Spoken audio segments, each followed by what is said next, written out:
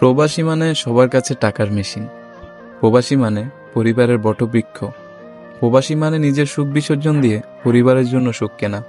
প্রবাসী মানে পরিবারের সুখের কথা চিন্তা করে 103 ডিগ্রি জ্বর নিয়ে ডিউটিতে যাওয়া।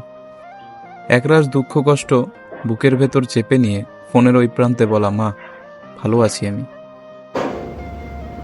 প্রবাসী মানে মাস শেষে বাড়িতে টাকা পাঠানোর পর ঠোঁটের এক কোণে চিলটে মিষ্টি হাসি। প্রবাসী মানে পরিবারের এবং দেশের কথা চিন্তা করে জীবনের অর্ধেকটা সময় দূর প্রবাসে কাটিয়ে দেওয়া। প্রবাসী মানে যে নিজের চাইতেও বেশি পরিবারের কথা চিন্তা করে। নিজে যেমনই থাকুক না কেন, পরিবারকে ভালো রাখতে নিজের সবটুকু দিয়ে চেষ্টা করে। হ্যাঁ, আমি প্রবাসী। যত কষ্টই হোক না কেন, সবসময় ঠোঁটের কোণে লেগে থাকে হাসি। কেননা দিন শেষে আমি আমার পরিবারকে ভালো রাখতে পেরেছি।